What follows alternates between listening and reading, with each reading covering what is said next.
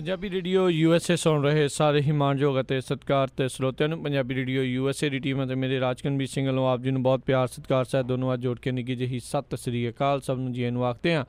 ਸੋ ਤੇ ਪ੍ਰੋਗਰਾਮ ਲੈ ਕੇ ਹਾਜ਼ਰ ਹੋ ਚੁੱਕੇ ਹਾਂ। ਪ੍ਰੋਗਰਾਮ ਖਬਰ 'ਤੇ ਨਜ਼ਰ, ਜਿਸ ਦੇ ਵਿੱਚ ਆਪਣੇ ਨਾਲ ਮਲੋਟ ਸਟੂਡੀਓਜ਼ ਤੋਂ ਇਸ ਟਾਈਮ ਜੁੜ ਚੁੱਕੇ ਨੇ ਮਿੰਟੂ ਗੁਰਸਰੀਆ ਜੀ। ਮਿੰਟੂ ਗੁਰਸਰੀਆ ਜੀ, ਨਿੱਘੀ ਜੀ ਇਹਨੂੰ ਪਿਆਰ ਭਰੀ ਸਤਿ ਸ੍ਰੀ ਅਕਾਲ ਜੀ। ਸ਼ੁਕਰੀਆ ਜੀ ਰਾਜਕਨਵੀਰ ਸਿੰਘ ਜੀ, ਸਾਰਿਆਂ ਨੂੰ ਸਤਿ ਸ੍ਰੀ ਅਕਾਲ।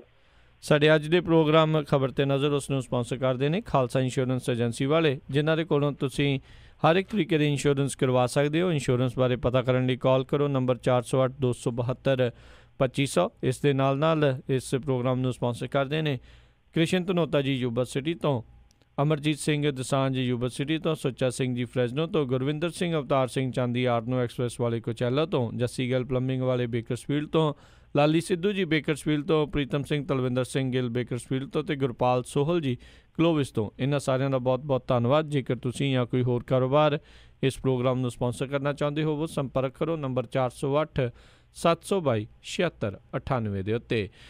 ਮਿੰਟੂ ਗੁਰਸਰੀਆ ਜੀ, ਗੱਲਬਾਤ ਦਾ ਸਿਲਸਿਲਾ ਆਪਾਂ ਸ਼ੁਰੂ ਕਰਦੇ ਹਾਂ। ਮੰਦਰ 'ਚੋਂ ਚੋਰੀ ਹੋਏ ਪੈਸੇ ਅਤੇ ਹੀਰਿਆਂ ਦਾ ਮਾਮਲਾ ਸੁਪਰੀਮ ਕੋਰਟ ਵਿੱਚ ਅੱਪੜਿਆ। ਦੇਖੋ ਰਾਜਕਰਨਵੀਰ ਜੀ, ਅਸੀਂ ਤੇ ਸੋਚਦੇ ਸਾਂ ਕਿ ਸਾਡਾ ਸੰਸਾਰ ਹੀ ਚੋਰਾਂ ਤੋਂ ਪੀੜਤ ਹੈ, ਪਰ ਇੱਥੇ ਤੇ ਕਰਤਾਰ ਵੀ ਚੋਰਾਂ ਤੋਂ ਪੀੜਤ ਹੈ ਜੀ। ਉਹਦੀ ਗੁਹਾਰ ਹੈ ਜਿਹੜੀ ਉਹ ਸੁਪਰੀਮ ਕੋਰਟ 'ਚ ਲੱਗ ਰਹੀ ਹੈ। ਇਹ ਅਸਲ ਦੇ ਵਿੱਚ ਪਦਮਨਾਭ ਸਵਾਮੀ ਮੰਦਰ ਜਿਹੜਾ ਕੇਰਲ ਦੇ ਵਿੱਚ ਹੈ, ਉਹਦੇ ਖਜ਼ਾਨੇ 'ਚ ਹੋਈ ਚੋਰੀ ਦਾ ਇੱਕ ਮਸਲਾ ਹੈ ਜੀ। ਇਹ ਜੋ ਪਹੁੰਚਦਾ ਹੁਣ ਸੁਪਰੀਮ ਕੋਰਟ ਦੀਆਂ ਦਲੀਲਾਂ ਪਾਰ ਕਰਕੇ ਇੱਥੇ ਪਹੁੰਚ ਗਿਆ ਹੈ। ਇਹਦੇ ਤੇ ਸੁਣਵਾਈ ਸ਼ੁਰੂ ਹੋ ਗਈ ਹੈ। ਕੋਈ ਪਟੀਸ਼ਨਰ ਕਰਤਾ ਨੇ ਗੋਪਾਲ ਜੀ, ਉਹਨਾਂ ਦਾ ਇਹ ਕਹਿਣਾ ਆ ਕਿ ਇਸ ਮੰਦਰ ਦੇ ਵਿੱਚੋਂ 186 ਕਰੋੜ ਰੁਪਈਆ ਚੋਰੀ ਹੋਇਆ ਹੈ। ਕਿੰਨਾ? 186 ਕਰੋੜ ਰੁਪਈਆ। ਔਰ ਇਹਦੇ ਤੋਂ ਇਲਾਵਾ ਭਗਵਾਨ ਦਾ ਜਿਹੜਾ ਮੁਕਟ ਸੀ, ਮੁਕਟ ਦੇ ਵਿੱਚ 8 ਨਾਯਾਬ ਹੀਰੇ ਜੜੇ ਹੋਏ ਸਨ, ਜਿਹਨਾਂ ਦੀ ਕੀਮਤ ਨਹੀਂ ਆਂਕੀ ਜਾ ਸਕਦੀ ਕਿਉਂਕਿ ਉਹ ਬਹੁਤ ਪੁਰਾਤਨ ਹੀਰੇ ਸਨ ਜੀ, ਜਿਨ੍ਹਾਂ ਦੀ ਕੀਮਤ ਨਹੀਂ ਆਂਕੀ ਜਾ ਸਕਦੀ। ਸੋ ਉਹ ਅਣਮੁੱਲੇ ਕਹਿ ਸਕਦੇ ਹਾਂ ਕਿਉਂਕਿ ਇਸ ਸਮੇਂ ਉਹਨਾਂ ਦਾ ਕੋਈ ਅੰਦਾਜ਼ਨ ਮੁੱਲ ਨਹੀਂ ਹੈ। ਇਹ ਮਸਲਾ ਹੁਣ ਸੁਪਰੀਮ ਕੋਰਟ ਤੱਕ ਆਇਆ। ਸੁਪਰੀਮ ਕੋਰਟ ਨੇ ਅੱਗੇ ਇਹਦੇ 'ਚ ਹੁਣ ਕੀ ਕਾਰਵਾਈ ਪਾਉਣੀ ਹੈ ਉਹ ਤੇ ਸਮਾਂ ਦੱਸੇਗਾ, ਪਰ ਇਸ ਚੋਰੀ ਨੇ ਕਈ ਸਵਾਲ ਖੜੇ ਕਰ ਦਿੱਤੇ ਆ ਜੀ। ਦਰਅਸਲ ਇਸੇ ਮੰਦਰ ਦੇ ਵਿੱਚੋਂ ਅੱਗੇ 2014 'ਚ ਇੱਕ ਖਬਰ ਆਈ ਸੀਗੀ ਰਾਜਕਰਨਵੀਰ ਜੀ ਕਿ ਉੱਥੇ ਇੱਕ ਮਸ਼ੀਨ ਫੜੀ ਗਈ ਜੀ। ਔਰ ਜਿਹੜੀ ਮਸ਼ੀਨ ਫੜੀ ਗਈ, ਉਹ ਮਸ਼ੀਨ ਕਿਹੜੀ ਸੀਗੀ? ਉਹ ਅਸਲ ਦੇ ਵਿੱਚ ਸੋਨੇ ਦੀ ਪਰਤ ਚੜਾਉਣ ਵਾਲੀ ਮਸ਼ੀਨ ਸੀਗੀ। ਇਹਦਾ ਮਤਲਬ ਆ ਕਿ ਸੋਨਾ ਖੁਰਚ ਕੇ ਉੱਤੇ ਨਕਲੀ ਪਰਤ ਚੜਾ ਦਿੱਤੀ ਜਾਂਦੀ ਸੀ। ਇਹ ਮੰਦਰ ਹੈ ਜਿਹੜਾ, ਇਹਦਾ ਚੜਾਵਾ ਬਹੁਤ ਵਿਸ਼ਾਲ ਆ। ਤੁਸੀਂ ਹੈਰਾਨ ਹੋ ਜਾਓਗੇ। ਅੱਜ ਤੋਂ 3-4 ਸਾਲ ਪਹਿਲਾਂ ਇਹਦੇ 6 ਖਜ਼ਾਨਿਆਂ ਚੋਂ 5 ਖੋਲੇ ਗਏ ਸਨ, ਜਿਹਦੇ ਚੋਂ ਅੰਦਾਜ਼ਨ 1 ਲੱਖ ਕਰੋੜ ਰੁਪਈਏ ਦਾ ਚੜਾਵਾ ਗਿਣਿਆ ਗਿਆ ਸੀ। 1 ਲੱਖ ਕਰੋੜ ਰੁਪਈਏ ਦਾ ਇੰਨਾ ਵਿਸ਼ਾਲ ਖਜ਼ਾਨਾ ਹੈ। ਤੇ ਇਹਦੇ ਚੋਂ ਜਿਵੇਂ ਕਿਸੇ ਨੇ ਫਿਰ ਉਹ ਸਿਧਾਂਤ ਅਪਣਾ ਲਿਆ ਕਿ ਜੇ ਨਦੀ ਦੇ ਵਿੱਚੋਂ ਚੁੰਝ ਚਿੜੀ ਭਰ ਲਊਗੀ ਤੇ ਕਿਹੜਾ ਫਰਕ ਪੈਣਾ। ਸੋ ਕਿਸੇ ਨੇ ਦਾਅ ਲਾਇਆ, ਹੁਣ ਕਿੰਨੇ ਦਾਅ ਲਾਇਆ ਪਤਾ ਨਹੀਂ, ਪਰ ਇਸ ਤਰ੍ਹਾਂ ਦੇ ਦਾਅ ਅੱਗੇ ਵੀ ਲੱਗਦੇ ਰਹੇ ਆ। ਤਮਿਲਨਾਡੂ ਦੇ ਇੱਕ ਮੰਦਰ ਚੋਂ ਇਸੇ ਤਰ੍ਹਾਂ ਦੀ ਖਬਰ ਆਈ ਸੀਗੀ ਕਿਉਂਕਿ ਉਹਦੇ ਕੋਲ ਵੀ ਬਹੁਤ ਵੱਡਾ ਖਜ਼ਾਨਾ ਹੈ, ਅਥਾਹ ਖਜ਼ਾਨਾ ਹੈ। ਔਰ ਉੱਥੇ ਸੋਨੇ ਦੀਆਂ ਇੱਟਾਂ ਨੇ, ਇੱਟਾਂ ਦੀਆਂ ਗਲੇ ਬੰਨ ਕੇ ਕੰਧਾਂ ਉਸਰੀਆਂ ਹੋਈਆਂ ਨੇ ਥੱਲੇ ਤਹਿਖਾਨੇ ਦੇ ਵਿੱਚ। ਇੱਕ ਤਹਿਖਾਨਾ, ਦੂਸਰਾ ਤਹਿਖਾਨਾ, ਇਸ ਤਰ੍ਹਾਂ ਇੱਕ ਘੇਰੇ ਬਣੇ ਹੋਏ, ਡੱਬੇ ਬਣੇ ਹੋਏ ਆ ਇੱਟਾਂ ਚਿਣ ਕੇ। ਤੇ ਦੱਸਦੇ ਕਿ ਇੱਕ ਉੱਥੋਂ ਦਾ ਖਾਨਾ ਸੀ ਜਿਹੜਾ, ਉਹੀ ਖਾਨਾ ਖਰਾਬ ਕਰ ਗਿਆ, ਕੋਈ ਲੈ ਗਿਆ ਨਾਲ ਚੱਕ ਕੇ। ਸੋ ਇਸ ਤਰ੍ਹਾਂ ਦੀਆਂ ਖਬਰਾਂ ਬਹੁਤ ਨੇ। ਅੱਗੇ ਤਮਿਲਨਾਡੂ ਦੇ ਵਿੱਚ ਨੋਟਬੰਦੀ ਦੇ ਦੌਰਾਨ ਵੀ ਇੱਕ ਇਹੋ ਜਿਹਾ ਹੀ ਮਾਮਲਾ ਸਾਹਮਣੇ ਆਇਆ ਸੀ, ਜਦੋਂ ਜੈ ਲਲਿਤਾ ਦਾ ਇੱਕ ਸ਼ਾਗਿਰਦ ਬਹੁਤ ਵੱਡੀ ਰਾਸ਼ੀ ਦੇ ਨਾਲ ਫੜਿਆ ਗਿਆ ਸੀ। ਮੇਰੇ ਖਿਆਲ ਦੇ ਨਾਲ ਉਸ ਸਮੇਂ 250 ਕਰੋੜ ਦੀ ਰਾਸ਼ੀ ਸੀ ਇਹਦੇ ਨਾਲ ਫੜਿਆ ਗਿਆ।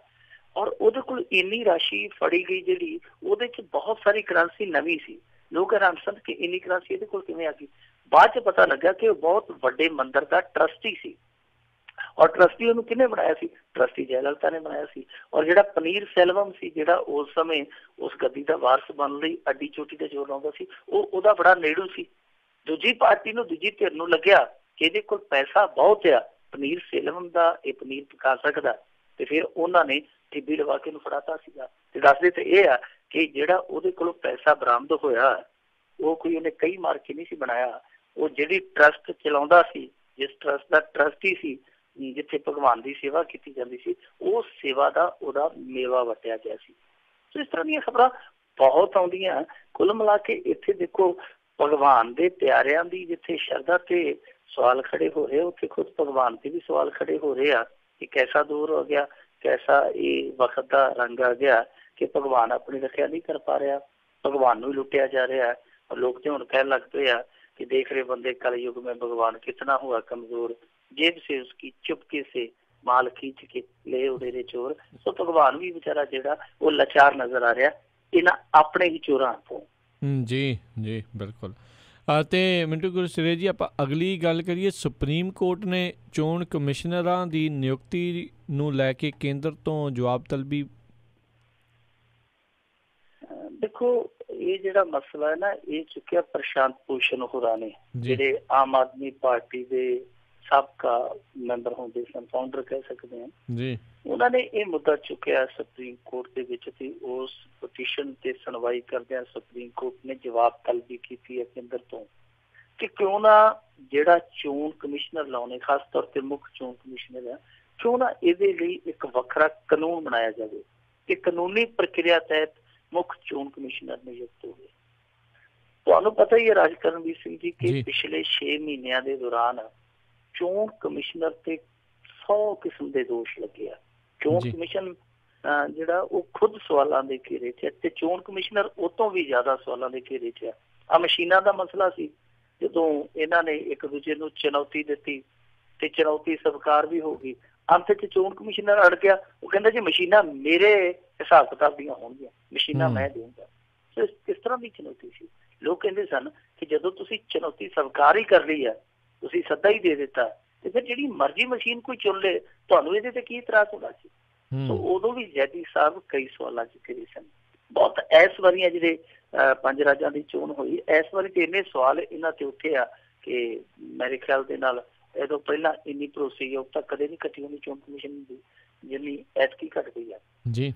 ਇਸ ਸੂਰਤ ਹਾਲ ਦੇ ਮੱਦੇ ਨਜ਼ਰ ਇਹ ਮਸਲਾ ਉੱਠਿਆ ਹੁਣ ਕਿ ਜਿਹੜੇ ਇਹ ਅਪਾਇੰਟ ਕੀਤੇ ਜਾਂਦੇ ਆ, ਨਿਯੁਕਤ ਕੀਤੇ ਜਾਂਦੇ ਆ ਮੁੱਖ ਚੋਣ ਕਮਿਸ਼ਨਰ, ਇਹ ਕੋਈ ਕ੍ਰਾਈਟੇਰੀਆ ਜਿਹੜਾ ਉਹ ਨਿਰਧਾਰਿਤ ਕੀਤਾ ਜਾਵੇ। ਅਸਲ ਦੇ ਵਿੱਚ ਰਾਜ ਕਰਨਵੀਰ ਸਿੰਘ ਜੀ, ਬਹੁਤੇ ਲੋਕਾਂ ਨੂੰ ਇਹ ਨਹੀਂ ਪਤਾ ਕਿ ਇਹਨਾਂ ਦੀ ਨਿਯੁਕਤੀ ਕਿੱਦਾਂ ਹੁੰਦੀ ਹੈ। ਬਹੁਤ ਸਾਰੇ ਸਵਾਲ ਵੀ ਆ ਜਾਂਦੇ ਕਈ ਵਾਰੀ ਸਾਡੇ ਸਾਹਮਣੇ। ਅਸਲ ਦੇ ਵਿੱਚ ਕੀ ਹੈ ਕਿ ਇਹਨਾਂ ਨੂੰ ਨਿਯੁਕਤ ਕਰਦਾ ਰਾਸ਼ਟਰਪਤੀ।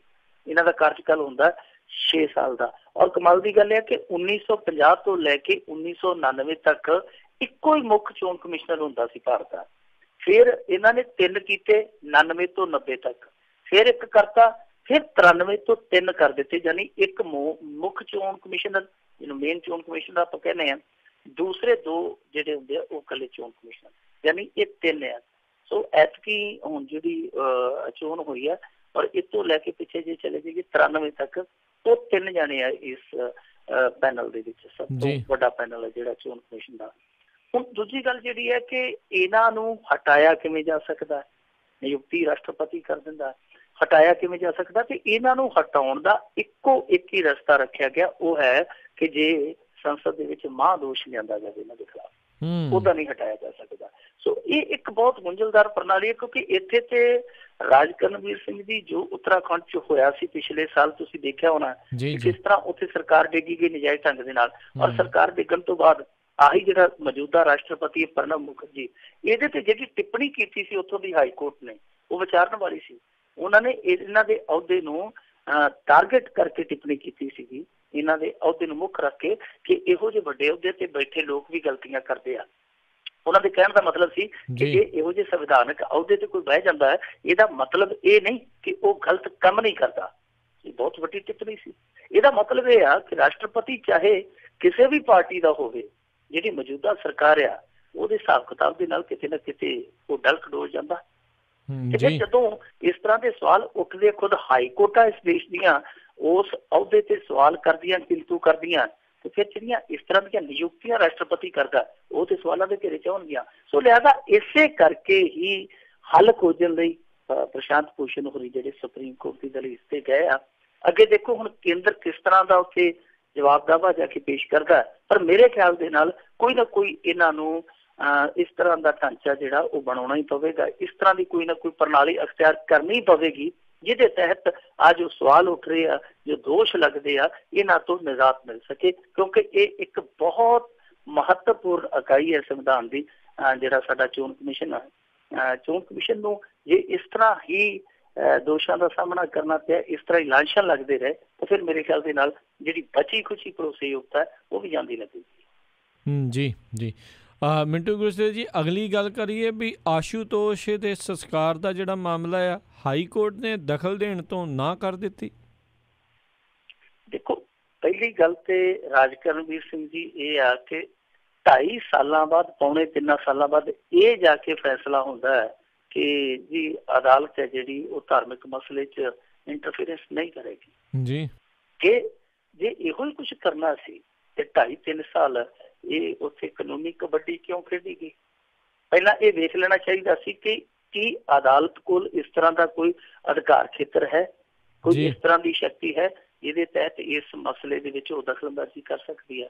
ਹੁਣ ਜਿਹੜਾ ਸਿੰਗਲ ਬੈਂਚ ਆ, ਜਿਹਨੇ ਪਹਿਲਾਂ ਕਹਿਤਾ ਸੀਗਾ ਕਿ ਭਾਈ ਜਾ ਕੇ ਸੰਸਕਾਰ ਕਰਾਓ 15 ਦਿਨਾਂ ਦੇ ਅੰਦਰ ਅੰਦਰ, ਕਿ ਉਹ ਸਿੰਗਲ ਬੈਂਚ ਨੇ ਇਹ ਨਹੀਂ ਸੀ ਪਤਾ ਕੀਤਾ ਕਿ ਭਾਈ ਇਹ ਮਸਲਾ ਜਿਹੜਾ ਉਹ ਧਾਰਮਿਕ ਭਾਵਨਾਵਾਂ ਦੇ ਨਾਲ ਜੁੜਿਆ ਤੇ ਕੀ ਅਦਾਲਤ ਹੈ ਜਿਹੜੀ ਉਹ ਇਹਨਾਂ ਮਸਲਿਆਂ 'ਚ ਇੰਟਰਫੇਰੈਂਸ ਕਰ ਸਕਦੀ ਹੈ ਜੀ। ਇਹ ਕਈ ਸਵਾਲ ਉੱਠਦੇ ਪਏ ਅੱਜ ਦੇ ਫੈਸਲੇ ਨੂੰ ਲੈ ਕੇ ਕਿ ਜੇ ਕਰਨਾ ਹੀ ਸੀ, ਜੇ ਅਦਾਲਤ ਨੂੰ ਇਹ ਲੱਗਦਾ ਹੈ ਕਿ ਉਹ ਅਸਮਰੱਥ ਹੈ ਇਸ ਫੈਸਲੇ ਤੇ ਕੋਈ ਹੁਕਮ ਲਾਗੂ ਕਰਵਾਉਣ ਦੇ ਵਿੱਚ, ਜੋ ਵੀ ਇਹਨਾਂ ਨੇ ਜਾ ਕੇ ਉੱਥੇ ਦਲੀਲ ਦਿੱਤੀ ਹੈ, ਤਾਂ ਫਿਰ ਘੱਟੋ ਘੱਟ ਇਹਨਾਂ ਸਮਾਂ ਅਜਾਈ ਨਹੀਂ ਸੀ ਗਵਾਉਣਾ ਚਾਹੀਦਾ। ਔਰ ਦੂਜੀ ਗੱਲ ਇਹ ਆ ਰਾਜ ਕਰਨਵੀਰ ਸਿੰਘ ਜੀ ਕਿ ਦੇਖੋ, ਕੁਛ ਵੀ ਹੋਵੇ, ਹਾਲ ਦੀ ਘੜੀ ਡੇਰੇ ਦੇ ਪੈਰੋਕਾਰ ਜਿਹੜੇ ਉਹ ਇਸ ਲੜਾਈ ਨੂੰ ਜਿੱਤ ਗਏ ਆ, ਉਹਨਾਂ ਨੂੰ ਦਾਦ ਦੇਣੀ ਚਾਹੀਦੀ ਹੈ। ਦਾਦ ਕਾਹਦੀ? ਕਿਉਂਕਿ ਉਹਨਾਂ ਨੇ ਇੱਕ ਕਾਨੂੰਨ ਦਾ ਕਮਜ਼ੋਰ ਪੱਖ ਚੁੱਕਿਆ, ਪਰ ਚੁੱਕਿਆ ਬੜੀ ਤਾਕਤ ਦੇ ਨਾਲ। ਕਮਜ਼ੋਰ ਪੱਖ ਕੀ ਸੀ? ਕਿਉਂਕਿ ਸੰਵਿਧਾਨ ਇਹ ਇਜਾਜ਼ਤ ਹੀ ਨਹੀਂ ਦਿੰਦਾ ਕਿ ਕਿਸੇ ਦਾ ਜ਼ਬਰਦਸਤੀ ਸੰਸਕਾਰ ਕਰਵਾਇਆ ਜਾਵੇ, ਔਰ ਇਹ ਕਿਹਾ ਜਾਵੇ ਕਿ ਐਸ ਨਹੀਂ ਐਸ ਢੰਗ ਦੇ ਨਾਲ ਕਰਵਾਇਆ ਜਾਵੇ। ਕਿਉਂਕਿ ਸਾਡੇ ਇੱਥੇ ਕਈ ਕਿਸਮ ਦੀਆਂ ਰੀਤਾਂ ਨੇ, ਜਿੱਦਾਂ ਕਿਸੇ ਨੂੰ ਦਫਨਾਇਆ ਜਾਂਦਾ, ਕਿਸੇ ਨੂੰ ਜਲਾਇਆ ਜਾਂਦਾ ਹੈ, ਕਿਸੇ ਨੂੰ ਪਾਣੀ 'ਚ ਵੀ ਵਹਾਇਆ ਜਾਂਦਾ ਹੈ, ਤਾਂ ਕਿਸੇ ਨੂੰ ਇਹ ਨਹੀਂ ਮਜਬੂਰ ਕੀਤਾ ਜਾ ਸਕਦਾ ਕਿ ਨਹੀਂ ਤੂੰ ਇੰਜ ਨਹੀਂ ਇੰਜ ਕਰ। ਤਾਂ ਇਹ ਜਿਹੜੇ ਇਹ ਕਮਜ਼ੋਰ ਪੱਖ ਸਨ ਕਾਨੂੰਨ ਦੇ, ਉਹ ਉਹਨਾਂ ਨੇ ਚੁੱਕੇ ਔਰ ਬੜੇ ਜ਼ਬਰਦਸਤ ਤਰੀਕੇ ਦੇ ਨਾਲ ਪੇਸ਼ ਕੀਤੇ ਕਿ ਨਹੀਂ ਜੀ, ਜਦੋਂ ਸੰਵਿਧਾਨ ਦੇ ਵਿੱਚ ਹੀ ਇਹ ਨਹੀਂ ਲਿਖਿਆ ਕਿ ਕਿਸੇ ਨੂੰ ਤੁਸੀਂ ਸੰਸਕਾਰ ਕਰਨ ਲਈ ਮਜਬੂਰ ਕਰ ਸਕਦੇ ਹੋ, ਤੇ ਫਿਰ ਗੱਲ ਕੀ ਹੈ? ਤਾਂ ਇੱਥੇ ਆ ਕੇ ਪੇਚ ਫਸ ਗਿਆ, ਕਿਉਂਕਿ ਸੰਵਿਧਾਨ ਦੇ ਵਿੱਚ ਕੁਛ ਵੀ ਇਸ ਮਸਲੇ ਨਾਲ ਜੁੜੀ ਸਪਸ਼ਟਤਾ ਨਜ਼ਰ ਨਹੀਂ ਆਉਂਦੀ ਜੀ। ਉਹਨਾਂ ਨੇ ਉਹ ਦਾ ਵਰਤਿਆ, ਉਹਨਾਂ ਦਾ ਦਾ ਟਿਕਾਣੇ ਲੱਗਾ। ਐਸਾ ਕਹਿ ਸਕਦੇ ਹਾਂ ਕਿ ਉਹਨਾਂ ਨੇ ਆਪਣੀ ਜਿਹੜੀ ਲੜਾਈ ਹੈ ਬਖੂਬੀ ਲੜੀ ਔਰ ਜਿੱਤੇ। ਹੁਣ ਅੱਗੇ ਕੀ ਹੋ ਸਕਦਾ? ਅੱਗੇ ਜਾ ਕੇ ਇਹ ਸੁਪਰੀਮ ਕੋਰਟ ਦੇ ਵਿੱਚ ਫਿਰ ਸੁਣਵਾਈ ਸ਼ੁਰੂ ਹੋ ਸਕਦੀ। ਉਹ ਕਿਉਂ? ਕਿਉਂਕਿ ਅੱਜ ਜਿਹੜਾ ਬੰਦਾ ਦਾਅਵਾ ਕਰਦਾ ਸੀ ਕਿ ਆਸ਼ੂਤੋਸ਼ ਉਹਦਾ ਬਾਪ ਆ, ਉਸ ਮੁੰਡੇ ਦੀ ਵੀ ਅਰਜ਼ੀ ਹੈ ਜਿਹੜੀ ਉਹ ਹਾਈ ਕੋਰਟ ਨੇ ਖਾਰਜ ਕਰ ਦਿੱਤੀ ਹੈ। ਉਹ ਅਰਜ਼ੀ ਕਾਹਦੀ ਸੀ? ਉਹ ਅਰਜ਼ੀ ਸੀਗੀ DNA ਟੈਸਟ ਕਰਵਾਉਣ ਵਾਲੀ। ਹੁਣ ਕਿਉਂਕਿ ਦੇਖੋ, ਇੱਥੇ ਬਹੁਤ ਵੱਡੇ ਵੱਡੇ ਲੋਕਾਂ ਦੇ DNA ਟੈਸਟ ਹੋਏ ਆ, ਔਰ ਉਹਨਾਂ ਦੇ ਵਿੱਚੋਂ ਇੱਕ ਉਦਾਹਰਨ ਆ ਐਂਡੀ ਤਿਵਾੜੀ। ਵੈਸੇ ਉਹਨੂੰ ਪਿਆਰ ਨਾਲ ਲੋਕ ਨਵੀਂ ਦਿੱਲੀ ਤਿਵਾੜੀ ਵੀ ਕਹਿ ਦਿੰਦੇ ਸੀ, ਕਿਉਂਕਿ ਜਦੋਂ ਦੱਸਦੇ ਉਹ ਰਾਜਪਾਲ ਹੁੰਦਾ ਸੀ ਜਾਂ ਮੁੱਖ ਮੰਤਰੀ ਹੁੰਦਾ ਸੀ ਯੂਪੀ ਦਾ, ਉੱਥੇ ਘੱਟ ਰਹਿੰਦਾ ਹੁੰਦਾ ਸੀ, ਨਵੀਂ ਦਿੱਲੀ 'ਚ ਜ਼ਿਆਦਾ ਰਹਿੰਦੇ ਸੀ। ਉਹਦਾ ਨਾਂ ਹੀ ਨਵੀਂ ਦਿੱਲੀ ਤਿਵਾੜੀ ਰੱਖਦਾ ਸੀਗਾ। ਤਾਂ ਉਹਦਾ ਵੀ ਹੋਇਆ ਸੀਗਾ, ਔਰ ਬੜੀ ਵਡੇਰੀ ਉਮਰ ਦੇ ਵਿੱਚ ਹੋਇਆ ਸੀ, ਸੁਪਰੀਮ ਕੋਰਟ ਦੇ ਹੁਕਮਾਂ ਦੇ ਨਾਲ ਹੀ ਹੋਇਆ ਸੀ। ਸੋ ਇਹ ਜਿਹੜਾ ਇੱਕ ਪੱਖ ਹੈ, ਇਹ ਇਸ ਲੜਾਈ ਨੂੰ ਅੱਗੇ ਲਿਜਾ ਸਕਦਾ ਸੁਪਰੀਮ ਕੋਰਟ ਤੱਕ, ਔਰ ਇਹ ਤਾਂ ਹੀ ਹੈ ਜੇ ਉਹ ਮੁੰਡਾ ਲਿਜਾਵੇ, ਕਿਉਂਕਿ ਦੂਸਰੇ ਪਾਸਿਓਂ ਸਰਕਾਰ ਤੇ ਕੇਸ ਜਿਹੜਾ ਨਹੀਂ ਲਿਜਾਏਗੀ। ਸਰਕਾਰ ਨੇ ਤਾਂ ਹੱਥ ਖੜੇ ਕਰ ਦਿੱਤੇ ਸੀ, ਔਰ ਜੋ ਤਰਜ਼ੇ ਅਮਲ ਉਹਨਾਂ ਨੇ ਇਖਤਿਆਰ ਕੀਤਾ ਸੀ ਉਹੀ ਲਗਭਗ ਕੈਪਟਨ ਸਰਕਾਰ ਦਾ ਹੈ। ਸੋ ਕੈਪਟਨ ਸਰਕਾਰ ਹੋਵੇ ਚਾਹੇ ਬਾਦਲ ਸਰਕਾਰ ਹੋਵੇ, ਉਹ ਇਸ ਮਸਲੇ ਦੇ ਵਿੱਚ ਉਲਝਣ ਦੀ ਮੇਰੇ ਖਿਆਲ ਦੇ ਨਾਲ ਕਦੇ ਵੀ ਕੋਸ਼ਿਸ਼ ਨਹੀਂ ਕਰਨਗੇ, ਕਿਉਂਕਿ ਇਸ ਡੇਰੇ ਦਾ ਇੱਕ ਵੋਟ ਬੈਂਕ ਆ। ਤਾਂ ਉਹ ਜਿਹੜੀ ਹੁਣ ਧਿਰ ਬਚੀ ਹੈ, ਜੋ ਇਹ ਮੰਗ ਕਰਦੇ ਸਨ ਔਰ ਕਲੇਮ ਕਰਦੇ ਸਨ ਕਿ ਆਸ਼ੂਤੋਸ਼ ਹੈ ਜਿਹੜਾ ਉਹਦਾ ਬਾਪ ਆ, ਉਹ ਧਿਰ ਅੱਗੇ ਜੇ ਸੁਪਰੀਮ ਕੋਰਟ 'ਚ ਜਾ ਕੇ ਇਸ ਫੈਸਲੇ ਨੂੰ ਚੈਲੰਜ ਕਰਦੀ ਹੈ, ਤਾਂ ਫਿਰ ਸਾਰੀ ਸੁਣਵਾਈ ਉੱਥੇ ਚਲੇ ਜਾਏਗੀ। ਉਹਦੇ ਵਿੱਚ ਇਹ ਸੰਸਕਾਰ ਦਾ ਮੁੱਦਾ ਵੀ ਆ ਜਾਏਗਾ। ਫਿਰ ਦੇਖਣਾ ਦਿਲਚਸਪ ਹੋਏਗਾ ਕਿ ਕੀ ਸੁਪਰੀਮ ਕੋਰਟ ਇਸ ਗੱਲ ਤੇ ਮੋਹਰ ਲਾਉਂਦੀ ਹੈ ਕਿ ਤੁਸੀਂ ਲਾਸ਼ ਆਪਣੇ ਪੱਧਰ ਤੇ ਰੱਖ ਸਕਦੇ ਹੋ, ਜਿੱਦਾਂ ਅੱਗੇ ਵੈਸੇ ਆਮ ਤੌਰ ਤੇ ਇਤਿਹਾਸ 'ਚ ਦੇਖਿਆ ਜਾਂਦਾ ਕਿ ਪ੍ਰੀਜ਼ਰਵ ਕੀਤੀਆਂ ਜਾਂਦੀਆਂ ਲਾਸ਼ਾਂ। ਸੋ ਇਹਦੇ ਵਿੱਚ ਹੁਣ ਹਾਈ ਕੋਰਟ ਨੇ ਜੋ ਫੈਸਲਾ ਕੀਤਾ ਉਹ ਇੱਕ ਨੁਕਤਾ ਰਹਿ ਗਿਆ ਸੀਗਾ, ਉਹ ਵੀ ਆਪਾਂ ਵਿੱਚ ਐਡ ਕਰ ਲਈਏ ਕਿ ਹਾਈ ਕੋਰਟ ਨੇ ਇੱਕ ਇਹ ਵੀ ਹੁਕਮ ਦਿੱਤਾ ਕਿ ਜੇ ਲਾਸ਼ ਖਰਾਬ ਹੋ ਗਈ ਤਾਂ ਫਿਰ ਭਾਈ ਕੋਈ ਨਾ ਕੋਈ ਜਿਹੜਾ ਰਾਹ ਕੱਢਣਾ ਪਊਗਾ। ਔਰ ਇਹਦੇ ਲਈ ਕੀ ਹੈ ਕਿ ਉਹਨਾਂ ਨੇ ਇੱਕ ਡਾਕਟਰਾਂ ਦਾ ਪੈਨਲ ਨਿਰਧਾਰਿਤ ਕਰ ਲਿਆ ਔਰ ਉਹਦੇ ਤੇ ਇਹ ਰੱਖਿਆ ਗਿਆ ਕਿ ਡੇਰਾ 50 ਲੱਖ ਦਾ ਇੱਕ ਐਕਸਟਰਾ ਫੰਡ ਕ੍ਰੀਏਟ ਕਰੇਗਾ ਜਿਹਦੇ ਨਾਲ ਉਸ ਪੈਨਲ ਦਾ ਖਰਚਾ ਚੱਲੇਗਾ। ਉਹ ਸਮੇਂ ਤੇ ਜਾ ਕੇ ਡੇਰੇ 'ਚ ਚੈੱਕ ਕਰੇਗਾ ਕਿ ਕੀ ਲਾਸ਼ ਖਰਾਬ ਹੋਈ ਹੈ ਜਾਂ ਨਹੀਂ ਹੋਈ। ਸੋ ਉਹ ਇੱਕ ਨੁਕਤਾ ਅਹਿਮ ਆ। ਤਾਂ ਉਸ ਨੁਕਤੇ ਨੂੰ ਵੀ ਨਾਲ ਲੈ ਲਈਏ ਕਿ ਸੁਪਰੀਮ ਕੋਰਟ ਦੇ ਵਿੱਚ ਜਦੋਂ ਸੰਸਕਾਰ ਵਾਲਾ ਔਰ ਦੇਹ ਵਾਲਾ ਔਰ ਤੀਸਰਾ DNA ਟੈਸਟ ਵਾਲਾ, ਜੇ ਇਹ ਤਿੰਨਾਂ ਨੁਕਤਿਆਂ ਦਾ ਇੱਕ ਸਾਂਝਾ ਨੁਕਤਾ ਉੱਤੇ ਵਿਚਾਰਿਆ ਜਾਵੇਗਾ ਤਾਂ ਕੀ ਉੱਥੋਂ ਫੈਸਲਾ ਸੁਪਰੀਮ ਕੋਰਟ ਚੋਂ ਇਹਨਾਂ ਦੇ ਹੱਕ 'ਚ ਆਏਗਾ ਜਾਂ ਦੂਸਰੀ ਧਿਰ ਦੇ ਹੱਕ 'ਚ ਆਏਗਾ, ਉਹ ਦੇਖਣਾ ਦਿਲਚਸਪ ਹੋਏਗਾ। ਪਰ ਅੱਜ ਦੀ ਘੜੀ ਬਹਰਹਾਲ ਜਿਹੜੇ ਡਾਕਟਰ ਆ ਜਿਨ੍ਹਾਂ ਨੇ ਇਹਨਾਂ ਨੂੰ ਕਲੀਨਿਕਲੀ ਡੈਡ ਕਰਾਰ ਦਿੱਤਾ ਸੀ ਬਾਬੇ ਨੂੰ ਕਿ ਤੇ ਮਰ ਗਿਆ, ਹੁਣ ਸਵਾਸਹੀਨ ਹੋ ਗਿਆ, ਉਹ ਡਾਕਟਰ ਜ਼ਰੂਰ ਦੁਬਿਧਾ 'ਚ ਹੋਣਗੇ ਕਿ ਜਿਹੜੀ ਅਸੀਂ ਪੜ੍ਹਾਈ ਕੀਤੀ ਹੈ ਉਹ ਪੜ੍ਹਾਈ ਠੀਕ ਆ ਜਾਂ ਇਸ ਮੁਲਕ ਦੇ ਵਿੱਚ ਆਸਥਾ ਉਸ ਪੜ੍ਹਾਈ ਉਸ ਵਿਗਿਆਨ ਦੇ ਨਾਲ ਵੱਡੀ ਹੈ। ਉਹਨਾਂ ਦੇ ਅੰਦਰ ਇਹ ਅੰਤਰ ਦਵੰਦ ਜ਼ਰੂਰ ਚੱਲਦਾ ਹੋਏਗਾ। ਜੀ ਜੀ ਜੀ। ਅਗਲੀ ਗੱਲ ਕਰੀਏ, ਚੰਨੀ ਨੇ ਕਹਿੰਦੇ ਵੀ ਆਪਣੀ ਕੋਠੀ ਮੂਹਰੇ ਨਜਾਇਜ਼ ਸੜਕ ਬਣਾਈ, ਰੌਲਾ ਰੱਪਾ ਪੈਣ ਤੋਂ ਬਾਅਦ 'ਚ ਪ੍ਰਸ਼ਾਸਨ ਨੇ ਢਾਹ ਵੀ ਦਿੱਤੀ। ਇਹ ਚੰਨੀ ਦੇ ਰੌਲੇ ਹੀ ਪੈਂਦੇ ਆ ਜੀ। ਚੰਨੀ ਕੰਮ ਇਹੋ ਜਿਹੀ ਕਰਦਾ। ਇਹ ਜਦੋਂ ਵਿਰੋਧੀ ਧਿਰ ਦਾ ਆਗੂ ਬਣਿਆ ਤੇ ਪਹਿਲਾਂ ਕਹਿੰਦਾ ਕਿ ਜੀ ਮੈਂ ਤੇ ਦੇਖੋ VIP ਕਲਚਰ ਤੋਂ ਬਹੁਤ ਦੂਰ ਆ, ਕੋਹਾਂ ਦੂਰ ਆ, ਤੇ ਆਪਾਂ ਤੇ ਕੋਈ ਇਸ ਤਰ੍ਹਾਂ ਦੀ ਲਾਲ ਬੱਤੀ ਦੇ ਇੱਛੁਕ ਨਹੀਂ, ਕੋਈ ਵਧੀਆ ਗੱਡੀ ਦੇ ਇੱਛੁਕ ਨਹੀਂ, ਜੋ ਮਿਲ ਜਾਵੇ ਬਸ ਠੀਕ ਠਾਕ ਆ। ਤੇ ਮਹੀਨੇ ਕੁ ਬਾਅਦ ਚਿੱਠੀ ਲਿਖੀ ਬੈਠਾ ਸੀ ਕਿ ਬਾਬਾ ਜੀ ਇੱਕ ਨਵੀਂ ਗੱਡੀ ਮੈਨੂੰ ਵੀ ਭੇਜ ਦਿਓ, ਸੁਣਿਆ ਤੁਸੀਂ ਲੈ ਰਹੇ ਹੋ, ਮੇਰਾ ਵੀ ਹੱਕ ਬਣਦਾ। ਤੇ ਉਹਦੇ ਉੱਤੇ ਲਾਲ ਘੁੱਗੂ ਰੱਖਣਾ ਨਾ ਭੁੱਲਿਓ। ਚਿੱਠੀ ਦੇ ਵਿੱਚ ਬਕਾਇਦਾ ਤਾਕੀਦ ਕੀਤੀ ਗਈ ਸੀ। ਲੋਕੀ ਕਹਿੰਦੇ ਚੰਗਾ ਵਿਰੋਧੀ ਧਿਰ ਦਾ ਆਗੂ ਆ ਕਿ ਸਮੇਂ ਦੇ ਨਾਲ ਹੀ ਹੱਕ ਮੰਗ ਲਿਆ, ਵਿਰੋਧੀ ਧਿਰ ਦਾ ਆਗੂ ਇਹੋ ਜਿਹਾ ਹੋਣਾ ਚਾਹੀਦਾ। ਤੇ ਫਿਰ ਬਾਅਦ 'ਚ ਆਗੂ ਕੰਮ ਕਿਹੋ ਜਿਹਾ ਕਰਦਾ ਸੀ ਉਹ ਵੀ ਦੇਖ ਲਿਆ ਨਜ਼ਾਰਾ। ਜਦੋਂ ਅਸੈਂਬਲੀ 'ਚ ਪੁੱਛਿਆ ਕਿ ਭਾਈ ਆਪਣੀ ਸਰਕਾਰ ਦੀ ਇੱਕ ਪ੍ਰਾਪਤੀ ਗਿਣਾ ਦੇ, ਕੈਪਟਨ ਸਰਕਾਰ ਦੀ, ਤੇ ਕਹਿੰਦਾ ਜੀ ਇੱਕ ਪ੍ਰਾਪਤੀ ਕੀ, ਮੈਂ ਤਾਂ ਕਈ ਦੱਸ ਸਕਦਾ। ਸਭ ਤੋਂ ਵੱਡੀ ਪ੍ਰਾਪਤੀ ਇਹ ਆ ਕਿ ਅਸੀਂ ਸੜਕਾਂ ਤੇ ਪੈਂਚਰ ਲਾਏ ਸੀ ਉਹਨਾਂ ਦਿਨਾਂ 'ਚ। ਉਦੋਂ ਖੂਬ ਹਾਸਾ, ਲੋਕਾਂ ਨੇ ਹੱਸਿਆ ਕਿ ਕਮਾਲ ਦਾ ਵਿਰੋਧੀ ਧਿਰ ਦਾ ਆਗੂ ਹੈ ਜਿਹਨੂੰ ਇੱਕੋ ਇੱਕ ਪ੍ਰਾਪਤੀ ਯਾਦ ਹੈ ਤੇ ਉਹ ਪ੍ਰਾਪਤੀ ਯਾਦ ਹੈ ਪੈਂਚਰਾਂ ਵਾਲੀ। ਉਹ ਤੋਂ ਬਾਅਦ ਫਿਰ ਜਦੋਂ ਕੰਪੇਨ 'ਚ ਗਏ ਆ, ਇਹਦਾ ਅਲੱਗ ਹੀ ਢੰਗ ਸੀ। ਕਦੇ ਪਲਾਸ ਲੈ ਕੇ ਖੰਭੇ ਤੇ ਚੜ੍ਹ ਜਾਂਦਾ ਸੀ, ਕਦੇ ਸਾਈਕਲ ਲੈ ਕੇ ਇਕੱਲਾ ਹੀ ਯਾਤਰਾ ਤੇ ਤੁਰ ਪੈਂਦਾ ਸੀਗਾ। ਸੋ ਇਹੋ ਜਿਹੇ ਕੰਮ ਕਰਦਾ ਰਿਹਾ ਚੰਨੀ। ਪਰ ਹੁਣ ਕਿਉਂਕਿ ਜਿਵੇਂ ਆਂਦੇ ਹੁੰਦੇ ਆ ਨਾ ਕਿ ਪਾਣੀ ਮਿੱਠਾ ਕਿਸ ਰੁੱਤੀ, ਜੌਂ ਪੱਕਣ ਜਿਸ ਰੁੱਤੀ, ਤੇ ਹੁਣ ਜਦੋਂ ਜੌਂ ਪੱਕ ਗਏ ਆ ਹੁਣ ਪਾਣੀ ਮਿੱਠਾ ਲੱਗਣ ਲੱਗ ਗਿਆ। ਸੋ ਇਸ ਵਾਰੀ ਇਹਦੇ ਕੰਮ ਥੋੜੇ ਜਿਹੇ ਬਦਲ ਗਏ, ਕੰਮ ਵੱਡਾ ਕਰ ਦਿੱਤਾ। ਹੋਇਆ ਕੀ ਆ ਕਿ ਦੱਸਦੇ ਆ ਕਿ ਕਿਸੇ ਜੋਤਸ਼ੀ ਨੇ ਇਹਨੂੰ ਕਿਹਾ ਕਿ ਜਿਹੜਾ ਕੈਬਨਿਟ ਦੇ ਵਿੱਚ ਵਿਸਥਾਰ ਹੋਣਾ ਉਹਦੇ 'ਚ ਪੱਤਾ ਤੇਰਾ ਤਾਂ ਪੈਣਾ ਆ ਜੇ ਤੂੰ ਆਪਣੇ ਮੇਨ ਗੇਟ ਤੇ ਜਿਹੜਾ ਪੂਰਬ ਵਾਲੇ ਪਾਸੇ ਆ ਉਹਦੇ ਤੋਂ ਮਾਰਗ ਬਣਾ, ਲੰਘਾ ਉਹਦੇ ਤੋਂ ਬਣਾ। ਤੇ ਇਸ ਸੱਜਣ ਨੇ ਕੀ ਕੀਤਾ ਕਿ ਰਾਤੋਂ ਰਾਤ ਪਹਿਲਾਂ ਤੇ ਪਰਮਿਸ਼ਨ ਮੰਗੀ। ਪਰਮਿਸ਼ਨ ਮਿਲ ਨਹੀਂ ਸਕਦੀ ਕਿਉਂਕਿ ਰਾਜਕਰਮਵੀਰ ਜੀ ਉੱਥੇ ਗ੍ਰੀਨ ਬੈਲਟ ਬਣੀ ਹੋਈ ਆ। ਗ੍ਰੀਨ ਬੈਲਟ ਔਰ ਜਿਹੜੀ ਪਾਰਕ ਦੀ ਜਗ੍ਹਾ ਉਹਦੇ 'ਚ ਕੋਈ ਉਸਾਰੀ ਨਹੀਂ ਹੋ ਸਕਦੀ, ਕੋਈ ਕਿਸੇ ਕਿਸਮ ਦੀ ਉਸਾਰੀ ਹੋਣ ਦਾ ਸਵਾਲ ਹੀ ਨਹੀਂ ਉੱਠਦਾ। ਉਹਨਾਂ ਨੇ ਇਹਨੂੰ ਪਰਮਿਸ਼ਨ ਦੇਣ ਤੋਂ ਇਨਕਾਰ ਕਰ ਦਿੱਤਾ। ਔਰ ਇਹਦਾ ਕੋਈ ਰਿਟਾਇਰਡ ਇੰਜੀਨੀਅਰ ਭਰਾ ਸੀਗਾ, ਕਜ਼ਨ ਹੋਏਗਾ ਜਾਂ ਇਹਦਾ ਸੱਕਾ ਭਰਾ ਹੋਏਗਾ, ਮੈਨੂੰ ਪਤਾ ਨਹੀਂ ਹੈ। ਉਹਨੂੰ ਬੁਲਾਇਆ ਕਿ ਆਹ ਮੁਸੀਬਤ ਆ, ਇਹਦਾ ਨਿਵਾਰਨ ਕਿੱਦਾਂ ਕੀਤਾ ਜਾਵੇ। ਤੇ ਉਹਨੇ ਫਿਰ ਆਪਣਾ ਮਾਈਂਡ ਵਰਤਿਆ ਤੇ ਰਾਤੋਂ ਰਾਤ ਉਹ ਸੜਕ ਤਿਆਰ ਕਰ ਦਿੱਤੀ।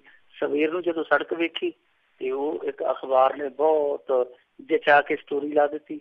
ਜਦੋਂ ਸਟੋਰੀ ਲੱਗੀ ਨਾਲ ਦੀ ਨਾਲ ਭਾਂਡਾ ਭੱਜ ਗਿਆ ਕਿ ਚਰਨਜੀਤ ਸਿੰਘ ਚੰਨੀ ਨੇ ਤੇ ਆਪਣੇ ਘਰ ਦੇ ਵਿੱਚ ਆਪਣਾ ਲੱਕ ਲਿਸ਼ਕਾਉਣ ਲਈ ਸੜਕ ਹੀ ਨਵੀਂ ਬਣਾ ਦਿੱਤੀ ਹੈ।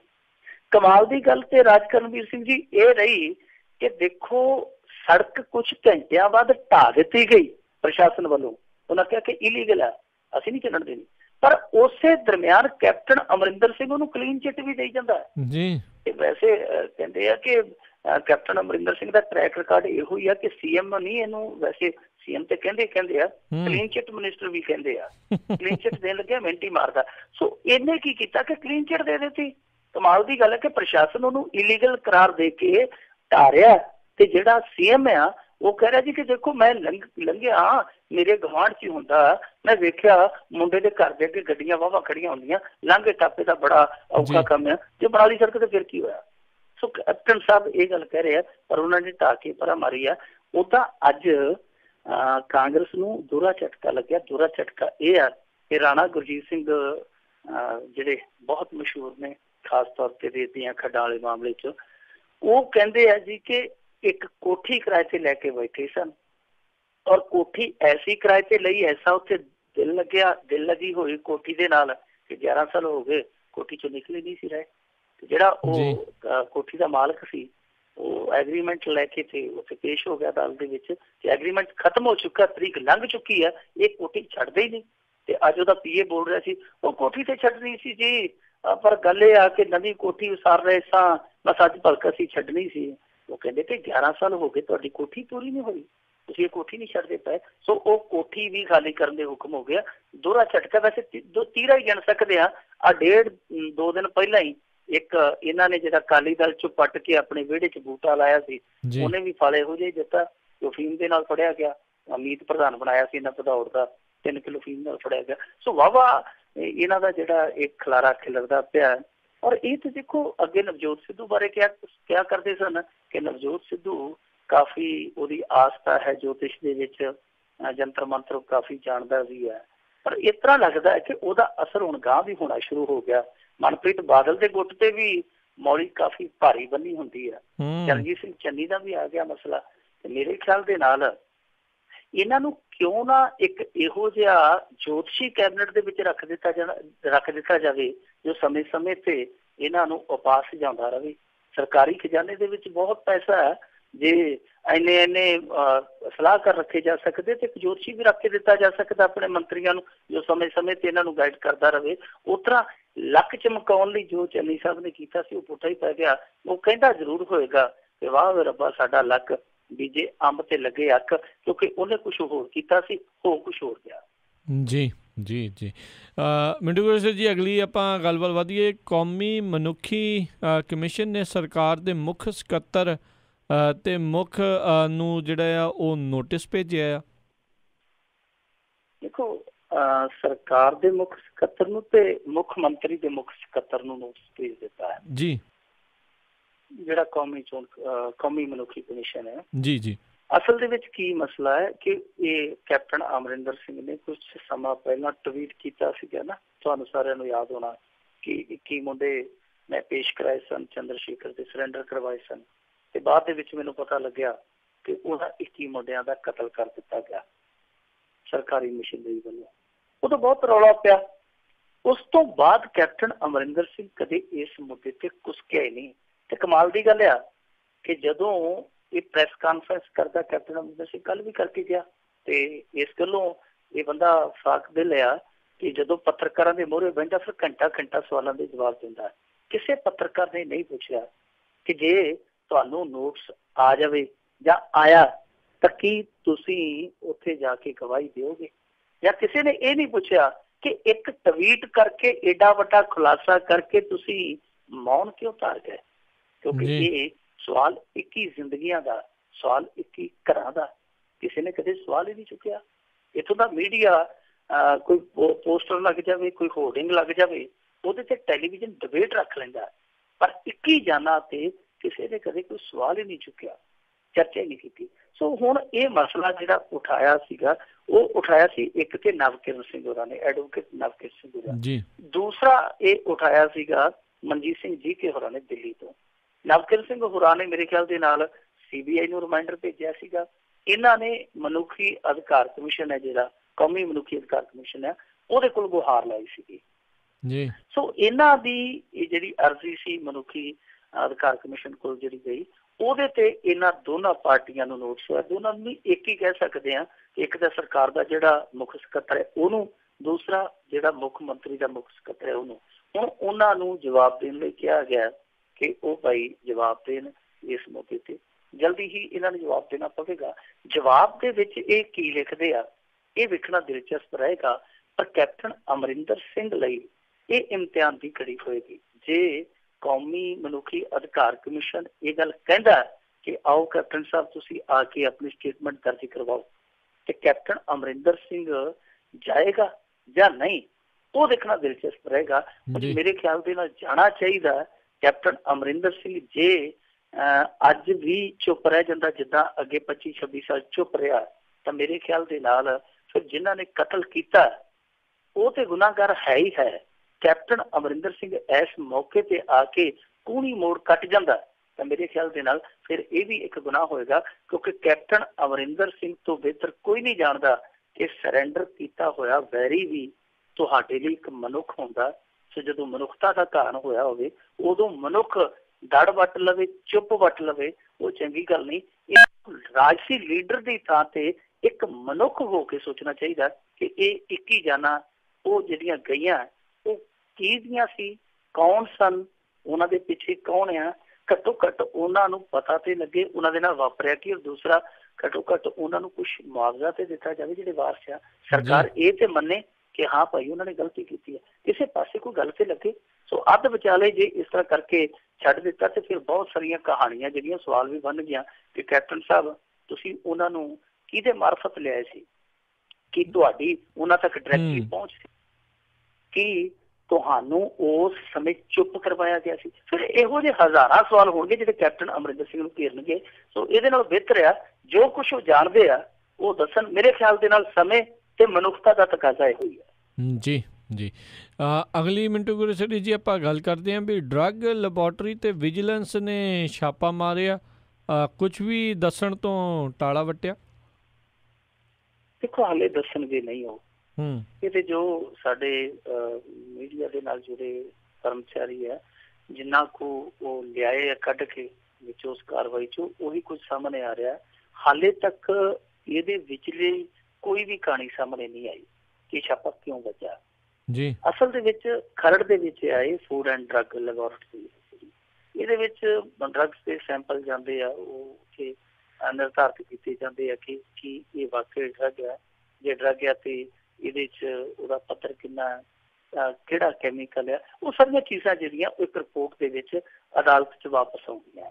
ਏਦਾਂ ਹੀ ਇੱਕ ਹੋਰ ਲੈਬ ਆ ਮੇਰੇ ਖਿਆਲ ਦੇ ਨਾਲ ਮੋਹਾਲੀ ਦੇ 4 ਫੇਜ਼ ਦੇ ਵਿੱਚ, ਉੱਥੇ ਵੀ NDPS ਦੇ ਜਿਹੜੇ ਸੈਂਪਲ ਹੈ ਉਹ ਉੱਥੇ ਚੈੱਕ ਹੁੰਦੇ ਆ।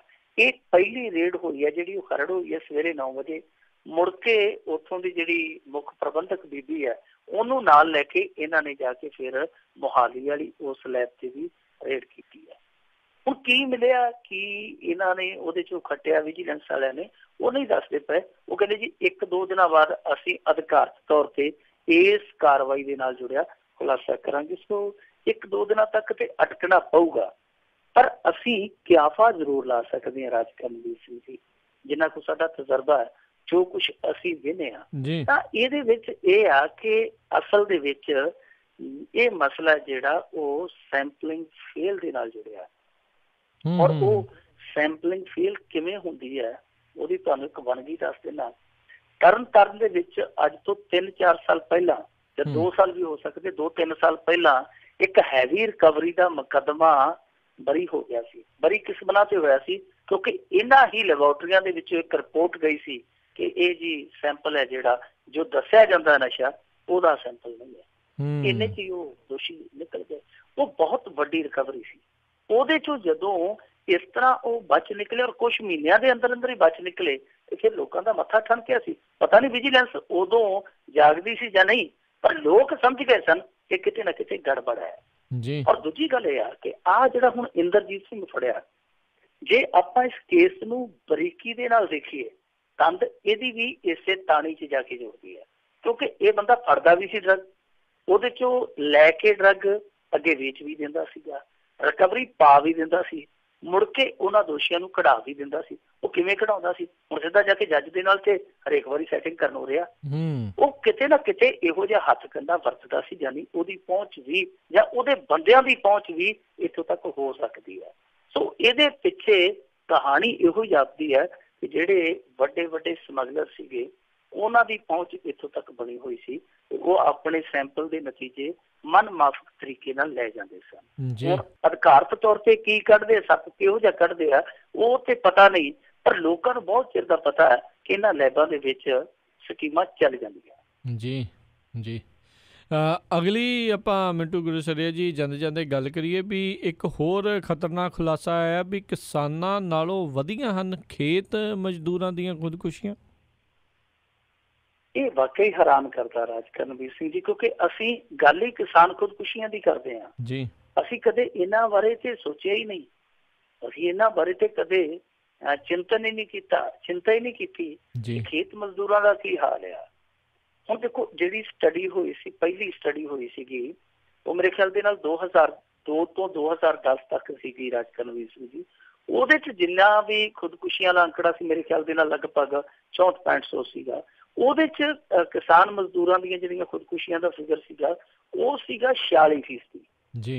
ਜਿੰਨੀਆਂ ਕੁੱਲ ਖੁਦਕੁਸ਼ੀਆਂ ਸਨ ਉਸ ਸਮੇਂ ਦੇ ਦੌਰਾਨ, ਉਹਦੇ ਚ 46% ਜਿਹੜੀਆਂ ਸੀਗੀਆਂ ਕਿਸਾਨਾਂ ਤੋਂ ਇਲਾਵਾ ਖੇਤ ਮਜ਼ਦੂਰਾਂ ਦੀਆਂ ਖੁਦਕੁਸ਼ੀਆਂ ਸੀਗੀਆਂ। ਜਿਹੜੀ ਹੁਣ ਸਟੱਡੀ ਹੋਈ ਆ 2010 ਤੋਂ 2016 ਦੇ ਦਰਮਿਆਨ, ਇਹ ਕਿਹਨਾਂ ਨੇ ਕੀਤੀ ਹੈ ਉਹ ਵੇਖਣ ਵਾਲੀ ਗੱਲ ਹੈ ਕਿ ਪੰਜਾਬੀ ਯੂਨੀਵਰਸਿਟੀ ਪਟਿਆਲਾ ਔਰ ਇਸ ਤੋਂ ਇਲਾਵਾ ਗੁਰੂ ਨਾਨਕ ਦੇਵ ਯੂਨੀਵਰਸਿਟੀ ਅੰਮ੍ਰਿਤਸਰ ਤੇ ਪੰਜਾਬ ਖੇਤੀਬਾੜੀ ਯੂਨੀਵਰਸਿਟੀ ਲੁਧਿਆਣਾ, ਇਹਨਾਂ ਨੇ ਸਟੱਡੀ ਕੀਤੀ ਹੈ। ਇਹਦਾ ਮਤਲਬ ਇਹ ਕਿ ਇਹ ਬੜੀ ਭਰੋਸੇਯੋਗ ਰਿਪੋਰਟ ਹੋ ਸਕਦੀ ਹੈ। ਕੋਈ ਆਮ ਛੋਟੀ ਮੋਟੀ ਕੰਪਨੀ ਜਾਂ ਕੋਈ ਹੋਰ ਕੋਈ ਸਮਾਜ ਸੇਵੀ ਸੰਗਠਨ ਕਰੇ ਤੇ ਅਸੀਂ ਦੇਖ ਸਕਦੇ ਹਾਂ ਜੀ ਕਿਤੇ ਨਾ ਕਿਤੇ ਕੋਈ ਨਾ ਕੋਈ ਅਣਗਹਿਲੀ ਰਹਿ ਗਈ ਹੋਏਗੀ। ਪਰ ਕਿਉਂਕਿ ਇਹਨਾਂ ਦਾ ਹਮੇਸ਼ਾ ਹੀ ਇੱਕ ਮਿਆਰ ਹੁੰਦਾ, ਜਦੋਂ ਵੀ ਸਰਵੇ ਕਰਦੇ ਇਹ ਯੂਨੀਵਰਸਿਟੀਆਂ ਵਾਲੇ, ਤਾਂ ਉਸ ਮਿਆਰ ਦੇ ਮੁਤਾਬਕ ਅਸੀਂ ਦੇਖ ਸਕਦੇ ਹਾਂ ਕਿ ਇਹਨਾਂ ਦਾ ਜਿਹੜਾ ਇਹ ਸਟੱਡੀ ਕਰਨ ਦਾ ਢੰਗ ਆ ਅਸਲੀਅਤ ਦੇ ਬਿਲਕੁਲ ਨੇੜੇ ਤੇੜੇ ਢੁੱਕ ਜਾਂਦਾ ਹੈ। ਤਾਂ ਇਹਨਾਂ ਦਾ ਕਹਿਣਾ ਆ ਕਿ ਜਿਹੜਾ ਅਸੀਂ ਹੁਣ ਤਾਜ਼ਾ ਸਰਵੇ ਕੀਤਾ 2010 ਤੋਂ 16 ਵਾਲਾ, ਇਹਦੇ ਵਿੱਚ ਕੀ ਪਾਇਆ ਕਿ ਜਿਹੜੀਆਂ 46% ਖੁਦਕੁਸ਼ੀਆਂ ਸਨ ਪਿਛਲੇ ਸਮੇਂ ਦੇ ਦੌਰਾਨ 2002 ਤੋਂ 2010 ਦੇ ਦਰਮਿਆਨ, ਉਹ ਵੱਧ ਕੇ ਐਤਕੀ 53% ਹੋ ਗਈਆਂ। ਮਤਲਬ ਇਹ ਹੈ ਕਿ ਅੱਗੇ ਨਾਲੋਂ 7-8% ਵੱਧ ਗਈਆਂ। ਤਾਂ ਇਹਦਾ ਅਰਥ ਇਹ ਹੋਇਆ ਕਿ ਕਿਤੇ ਨਾ ਕਿਤੇ ਕਿਸਾਨ ਖੁਦਕੁਸ਼ੀਆਂ ਦੇ ਬਰੋਬਰ ਹੀ ਨਹੀਂ, ਉਹ ਤੋਂ ਜ਼ਿਆਦੀਆਂ ਖੁਦਕੁਸ਼ੀਆਂ ਉਹ ਲੋਕ ਕਰਦੇ ਪਏ ਆ ਜਿਹੜੇ ਕਿਸਾਨ ਦੀ ਆਰਥਿਕਤਾ ਦੇ ਨਾਲ ਜੁੜੇ ਹੋਏ ਆ। ਕਿਉਂਕਿ ਜੇ ਕਿਸਾਨ ਬਦਹਾਲ ਆ ਤੇ ਉਹਦੇ ਨਾਲ ਜੁੜਿਆ ਖੇਤ ਮਜ਼ਦੂਰ ਤੇ ਪਹਿਲਾਂ ਬਦਹਾਲ ਆ ਨਾ। ਹੁਣ ਇੱਕ ਚੀਜ਼ ਹੋਰ ਬੜੀ ਵੇਖਣ ਵਾਲੀ ਹੈ ਰਾਜ ਕਰਨਵੀਰ ਜੀ, ਪਿਛਲੇ ਦਿਨੀ ਮੈਂ ਇੱਕ ਸਟੱਡੀ ਪੜ੍ਹਦਾ ਪਿਆ ਸਾਂ, ਉਸ ਸਟੱਡੀ ਦੇ ਵਿੱਚ ਇਹ ਸਾਹਮਣੇ ਆਇਆ ਕਿ 86% ਮਜ਼ਦੂਰ ਪਰਿਵਾਰ ਹੈ ਜਿਹੜੇ ਉਹ ਕਰਜ਼ਾਈ ਹੈ ਤੇ ਹਰੇਕ ਸਾਲ ਉਹਨਾਂ ਦਾ ਕਰਜ਼ੇ ਦਾ ਜਿਹੜਾ ਬਰਡਨ ਆ ਉਹ 10,000, 15,000, 20,000 ਵੱਧਦਾ ਜਾਂਦਾ ਪਰਿਵਾਰ ਦੇ ਹਿਸਾਬ ਦੇ ਨਾਲ। ਇਹਦਾ ਮਤਲਬ ਇਹ ਆ ਕਿ ਉਹਨਾਂ ਦੀ ਆਮਦਨ ਔਰ ਜਿਹੜਾ ਖਰਚ ਆ ਉਹਦੇ ਚ ਖੱਪਾ ਕਿਸਾਨ ਦੀ ਆਮਦਨ ਔਰ ਖਰਚੇ ਵਾਂਗੂ ਬਹੁਤ ਵੱਡਾ ਹੁੰਦਾ ਜਾ ਰਿਹਾ ਦਿਨੋਂ ਦਿਨ। ਪਰ ਇਹਦੇ ਚ ਅਫਸੋਸਜਨਕ ਗੱਲ ਇਹ ਆ ਕਿ ਕਿਸਾਨ ਦੀ ਗੱਲ ਤੇ ਮੀਡੀਆ ਵਾਲੇ ਵੀ ਕਰਦੇ ਆ, ਅਸੀਂ ਵੀ ਕਰਦੇ ਹਾਂ, ਤੁਸੀਂ ਵੀ ਕਰਦੇ ਹੋ, ਸੱਤਾਂ ਹੱਥਾਂ ਭੱਠਾਂ ਤੇ ਹਰੇਕ ਥਾਂ ਤੇ ਹੁੰਦੀ ਆ, ਪਰ ਇਹਨਾਂ ਖੇਤ ਮਜ਼ਦੂਰਾਂ ਦੀ ਤਾਂ ਕਿਤੇ ਗੱਲ ਹੀ ਨਹੀਂ ਹੁੰਦੀ। ਔਰ ਕਮਾਲ ਦੀ ਗੱਲ ਇਹ ਆ ਕਿ ਸਰਕਾਰਾਂ ਦੇ ਏਜੰਡੇ ਤੇ ਵੀ ਨਹੀਂ ਆਨੇ ਖੇਤ ਮਜ਼ਦੂਰ, ਜਦ ਕਿ ਇਹਨਾਂ ਨੂੰ ਪ੍ਰਾਇਓਰਟੀ ਮਿਲਣੀ ਚਾਹੀਦੀ ਆ, ਪ੍ਰਾਥਮਿਕਤਾ ਮਿਲਣੀ ਚਾਹੀਦੀ ਆ, ਪਹਿਲ ਮਿਲਣੀ ਚਾਹੀਦੀ ਆ। ਹੁਣ ਵੀ ਇਹਨਾਂ ਨੇ ਜੋ 1500 ਕਰੋੜ ਰੁਪਈਆ ਰੱਖਿਆ ਉਹ ਸਿਰਫ ਤੇ ਸਿਰਫ ਕਿਸਾਨਾਂ ਲਈ ਰੱਖਿਆ, ਖੇਤ ਮਜ਼ਦੂਰਾਂ ਲਈ ਧੇਲਾ ਵੀ ਨਹੀਂ ਰੱਖਿਆ। ਇਹਨਾਂ ਨੂੰ ਵੀ ਬਚਾਉਣ ਦੀ ਜ਼ਰੂਰਤ ਆ, ਇਹ ਵੀ ਪੰਜਾਬ ਦੇ ਵਸਿੰਦੇ ਆ, ਇਹ ਵੀ ਖੇਤਾਂ ਦੇ ਪੁੱਤ ਆ, ਇਹਨਾਂ ਨੂੰ ਵੀ ਮੌਤ ਦੇ ਮੂੰਹ ਚੋਂ ਮੋੜਨ ਦੀ ਲੋੜ ਆ। ਸੋ ਮੇਰੇ ਖਿਆਲ ਦੇ ਨਾਲ ਇਸ ਪਾਸੇ ਸਾਨੂੰ ਸਾਰਿਆਂ ਨੂੰ ਧਿਆਨ ਦੇਣਾ ਪਵੇਗਾ। ਜੀ ਜੀ, ਤੇ ਬਹੁਤ ਬਹੁਤ ਤੁਹਾਡਾ ਧੰਨਵਾਦ ਕਰਦੇ ਹਾਂ ਮਿੰਟੂ ਗੁਰੂਸਰੀਆ ਜੀ, ਤੁਸੀਂ ਸਾਡੇ ਨਾਲ ਜੁੜੇ, ਇਹਨਾਂ ਖਬਰਾਂ ਬਾਰੇ ਸਾਨੂੰ ਵਿਸਥਾਰ 'ਚ ਜਾਣਕਾਰੀਆਂ ਦਿੱਤੀਆਂ। ਅਗਲੀ ਵਾਰ ਤੱਕ ਲਈ ਤੁਹਾਡਾ ਬਹੁਤ ਬਹੁਤ ਧੰਨਵਾਦ, ਬੜੀ ਮਿਹਰਬਾਨੀ। ਸਤਿ ਸ੍ਰੀ ਅਕਾਲ। ਸਤਿ ਸ੍ਰੀ ਅਕਾਲ। ਤੇ ਸਰੋਤਿਓ, ਇੱਥੇ ਹੀ ਸਾਡਾ ਅੱਜ ਦਾ ਇਹ ਪ੍ਰੋਗਰਾਮ ਖਬਰ ਤੇ ਨਜ਼ਰ ਉਹ ਵੀ ਹੁਣ ਸਮਾਪਤ ਹੈ। ਮਿਲਾਂਗੇ ਅਗਲੇ ਪ੍ਰੋਗਰਾਮ ਦੇ ਵਿੱਚ, ਉਦੋਂ ਤੱਕ ਲਈ ਤੁਹਾਨੂੰ ਸਾਰਿਆਂ ਨੂੰ ਹੀ ਬਹੁਤ ਪਿਆਰ ਸਤਿਕਾਰ ਸਾਹਿਬ ਦੋਨੋਂ ਹੱਥ ਜੋੜ ਕੇ ਨਿੱਘੀ ਜਿਹੀ ਸਤਿ ਸ੍ਰੀ ਅਕਾਲ। ਜਿਉਂਦੇ ਵਾਸਤੇ ਰਹੋ, ਹੱਸਦੇ ਖੇਲਦੇ ਰਹੋ, ਸੁਣਦੇ ਰਹੋ ਪੰਜਾਬੀ ਰੇਡੀਓ USA।